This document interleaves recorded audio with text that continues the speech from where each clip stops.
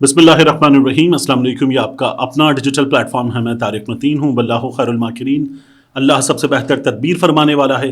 वही बचाएगा मेरे देश को बलाओं से, जो बारिश में शजर से घोंसला गिरने नहीं देता, क्योंकि उसकी तदबीर तमाम तदाबीर की इमाम है। आपने देखा वफाकी वज़ीर इत्तलात अता तारड़ ने एक प्रेस कॉन्फ्रेंस की और उन्होंने ये कहा कि नाकाबिल तरदीद शवाहिद 9 मई के सीसीटीवी फुटेजेस के साथ वो सामने रख रहे हैं। ये प्रेस कॉन्फ्रेंस क्यों हुई, आज क्यों हुई, इस प्रेस कॉन्फ्रेंस में जो कुछ पेश किया गया वो क्या है, इन तमाम चीजों की बात करते हैं। देखिए, सबसे पहले तो ये जान लीजिए कि एक फैसला आया आज अदालत से 9 मई से मुताल्लिक। उस फैसले ने लगता है कि शदीद हर्ट किया है हुकूमत को, गैर सियासी ताकतों को, कुव्वत नाफिजा को। इसलिए ये हुआ 9 मई से मुताल्लिक इस मुकदमे में इमरान खान साहब के बारे में जो अदालत ने अपने फैसले में कहा है, इमरान खान साहब की जमानत मंजूर करते हुए वो 9 मई की सारी कहानी अदालत के उस फैसले में ठुस हो गई। इसलिए अता तारड़ साहब आए और आकर उन्होंने ये प्रेस कॉन्फ्रेंस की। वरना आज ना 9 मई को 1 साल मुकम्मल हुआ, ना 2 साल मुकम्मल हुए, ना ही कोई बहुत बड़ा दिन था, ना कोई बहुत बड़ी चीज हो गई थी। अदालत के फैसले के बाद ये हुआ।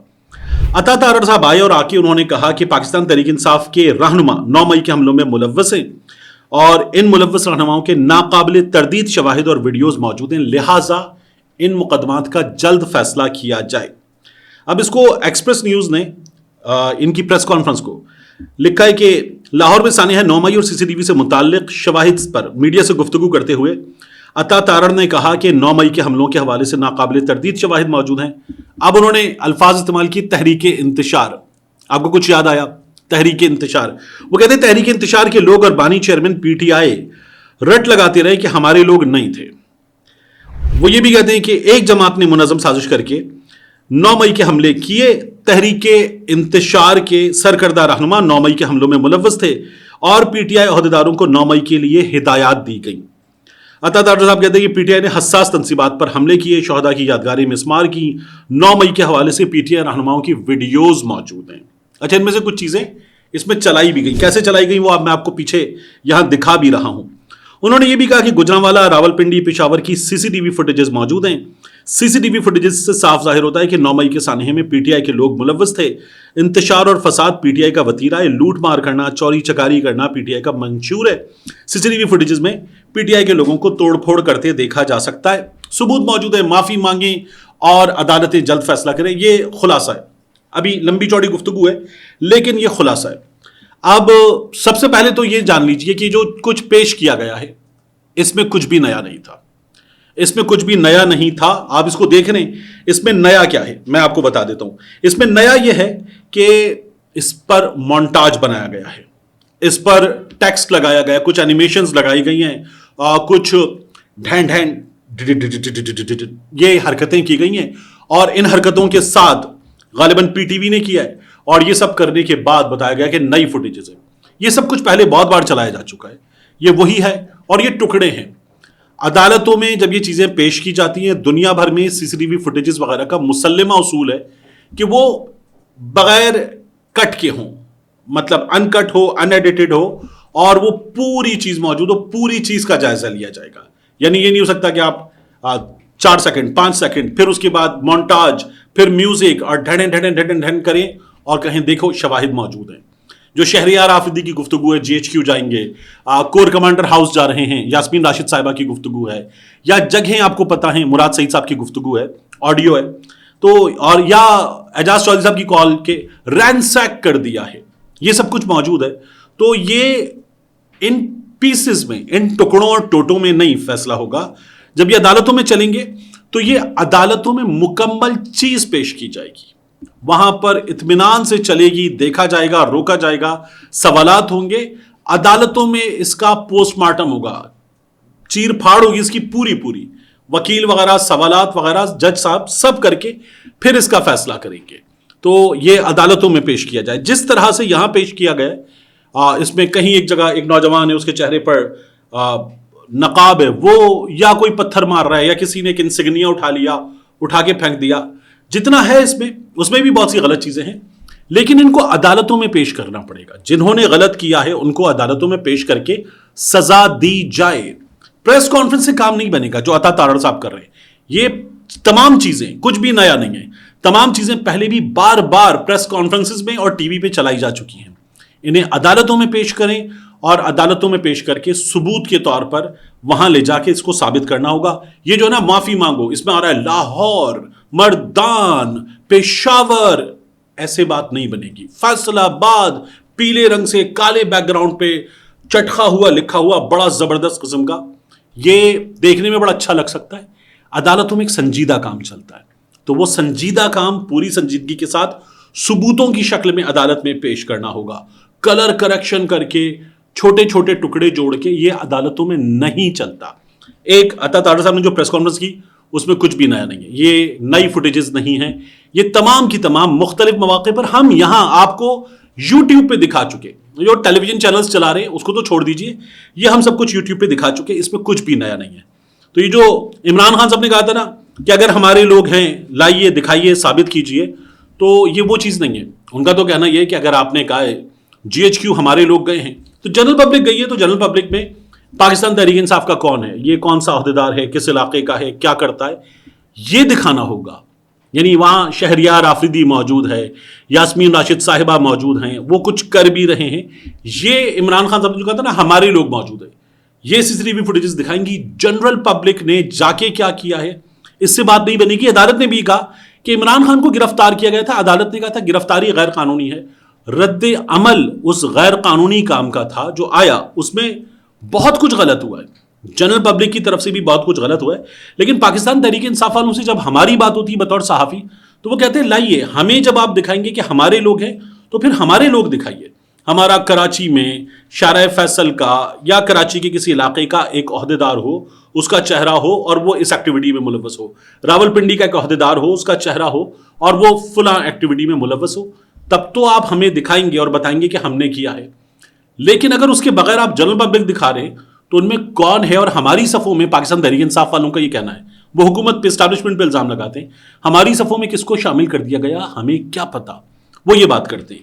اور وہ اپنی طرف سے جب فوٹیجز چلاتے ہیں پریس کانفرنس میں جس کو ٹی وی نہیں دکھاتا تو وہ کہتے ہیں دیکھیے ٹرک آیا تھا، ٹرک میں سے بھی لوگ اترے تھے، دیگر لوگ اترے تھے. تو یہ پاکستان تحریک انصاف والوں کا کہنا ہے.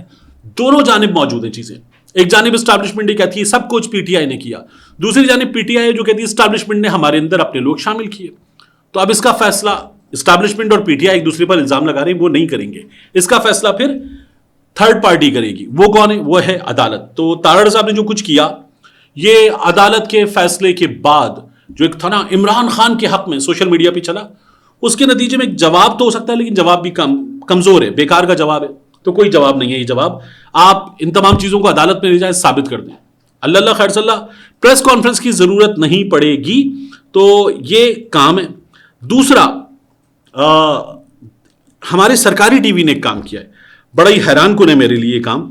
دیکھیے سرکاری ٹی وی یہ کام نہیں کرتے، لیکن ہمارے ہاں اس حکومت میں سرکاری ٹی وی کر رہا ہے. یعنی خیبر پختونخوا کی حکومت کے خلاف بھی ہم نے دیکھا کہ سرکاری ٹی وی ایک صوبائی حکومت کے خلاف باقاعدہ خبریں دیتا ہے.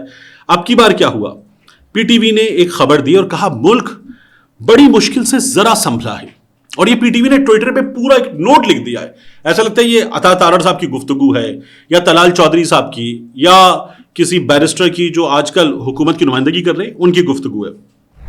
ملک بڑی مشکل سے ذرا سنبھلا ہے لیکن #فتنہ خان اب یہ سرکاری ٹی وی کر رہا ہے. مطلب سابق وزیر اعظم کے لیے سرکاری ٹی وی میڈیا ہے، میڈیا غیر جانبدار ہوگا. ایک بار پھر ملک میں انتشار پھیلانے کے لیے تیار ہیں. 10 سال پہلے بھی انہوں نے اسلام آباد کو تختہ مشق بنایا، اب جبکہ 190 ملین پاؤنڈ کیس اور 9 مئی کیس آخری مراحل میں ہیں. ہو گیا آج آخری مرحلے کا فیصلہ. عمران خان نے شدید مایوسی اور پریشانی میں آخری حربے کے طور پر اپنی باقی ماندہ جماعت کو قربان کرنے کا فیصلہ کر لیا. تو ان کے ساتھ کیا ہوگا، کیا سرکاری ٹی وی بتا رہا ہے یہ طے کر لیا گیا ہے، قربان کیا جائے گا. اچھا آگے کہتے بشرا بیگم کی پشاور میں اپنے ارکان اسمبلی کی کو دھمکیاں کہ اگر وہ ہزاروں لوگوں کو تشدد کی بھینٹ نہیں چڑھائیں گے تو جماعت سے نکالے جائیں گے. اسی مایوسی اور پریشانی کا اظہار ہے. یہ جو کالم لکھا ہے یہ تو عرفان صدیقی صاحب کا کالم لگ رہا ہے، بلکہ صدیقی صاحب تو پھر پڑھا لکھا کالم شاید لکھ دیتے، لفظوں کا چناؤ ذرا بہتر ہوتا ہے. یہ تو ایسا لگ رہا ہے کہ جن سے وہ خاتون رہنما کالم لکھواتی ہیں جنگ اخبار وغیرہ میں شاید اس قسم کے کسی شخص نے لکھا ہے. آگے لکھا یہ بات اب سب کے سامنے واضح ہے کہ جماعت اب صرف پیسوں، دھمکیوں اور جھوٹے پروپیگنڈے کے سہارے عمران اور اس کے غیر ملکی آقاؤں کی خوشنودی کے لیے پورے ملک کو آگ اور خون میں نہلانا چاہتے ہیں. یہ پی ٹی وی کر رہا ہے. مطلب پی ٹی وی کا نا یہ ہر جملے کے بعد کوما ہو، وفاقی وزیر اطلاعات عطا تارڑ، تو ایٹریبیوشن ہے کہ پی ٹی وی جو کچھ دکھا رہا ہے، لکھ رہا ہے ٹویٹر پہ، یہ عطا تارڑ کی گفتگو ہے. یہ تو پی ٹی وی کی گفتگو ہے، پی ٹی وی کے نیوز ہیڈ کی، پی ٹی وی کے کسی سربراہ کی، پی ٹی وی کے کسی عہدیدار کی گفتگو ہے جو انہوں نے ٹویٹر پہ ڈالی ہے، شاید حکومتی شخصیت کی گفتگو ہے. پھر آگے لکھا جو بندہ خود، لینگویج چیک کرے آپ، جو بندہ خود اپنی زبان سے کہہ چکا ہو کہ اگر اس کی حکومت نہ رہے تو بھلے ملک پر ایٹم بم گرا دیا جائے، اس کے لیے ملک میں خون خرابہ ایک چھوٹی سی بات ہے. اسلام آباد اور راولپنڈی کی تقریباً 50 لاکھ آبادی کو عمران اور اس کی جماعت متعدد بار اپنے اقتدار کی ہوس میں تختہ مشق بنا چکے ہیں. حکومت کو بار بار کنٹینر لگا کر سڑکیں بند کرنے اور موبائل سروس بند کرنے جیسے انتہائی اقدامات اٹھانے پڑتے ہیں. تو نہ کریں آپ، لوگوں کا حق ہے، آئین حق دیتا ہے کہ وہ احتجاج کریں، آنے دیں. عمران خان کے دنوں میں 3 لانگ مارچ نہیں ہوئے؟ فضل الرحمان نے الگ کیا، بلاول کراچی سے چلے اسلام آباد تک پہنچے الگ کیا، مریم اور حمزہ نے الگ کیا. پھر اس کے بعد آگے بتایا جا رہا ہے اقدامات اٹھانے پڑتے تاکہ شہریوں کی جان و مال کا تحفظ کیا جا سکے. اشیاء خوراک کی ترسیل متاثر ہوتی ہے، مریض اسپتالوں اور ڈاکٹرز تک پہنچ نہیں پاتے، دہاڑی دار مزدور، بائکیے، taxi driver, delivery truck, emergency سہولیات فراہم کرنے والے ادارے اور اشخاص متاثر ہوتے ہیں. ان تمام مشکلات کے ذمہ دار یہ لوگ ہیں جو حکومت کو یہ انتہائی اقدامات اٹھانے پر مجبور کرتے ہیں. نہ اٹھائے حکومت اقدامات، لوگ آ دیں، دھرنا دے رہے ہیں، بیٹھیں آ کے، آپ کو ان کے مطالبات نہیں ماننے، نہ مانیں، دھرنا دینے دیں. آپ لبیک کو دھرنے کی اجازت دیتے ہیں، جماعت کو دھرنے کی اجازت دیتے ہیں، آپ باقی لوگوں کو اجازت دیتے ہیں احتجاج کی، مولوی صاحبان آتے ہیں آپ اجازت دیتے ہیں، ان کو بھی اجازت دیں. لیکن نہیں، یہ باقاعدہ طور پر اس سیٹ اپ کا فیصلہ ہے. سرکاری ٹی وی یہ لینگویج کہاں یوز کرتا ہے؟ پھر آگے لکھا ہوا ہے 24 نومبر کے قریب اگر لوگوں کو یہ مشکلات درپیش آئیں، پھر دھمکی ہے، تو سمجھ جائیں اس کے ذمہ دار اڈیالہ کا یہ مجرم پیشہ شخص. اچھا، یہ لینگویج بھی خراب ہے، اردو بھی خراب ہے، مطلب مجرم پیشہ شخص اور اس کے ملکی اور غیر ملکی سرپرست ہیں.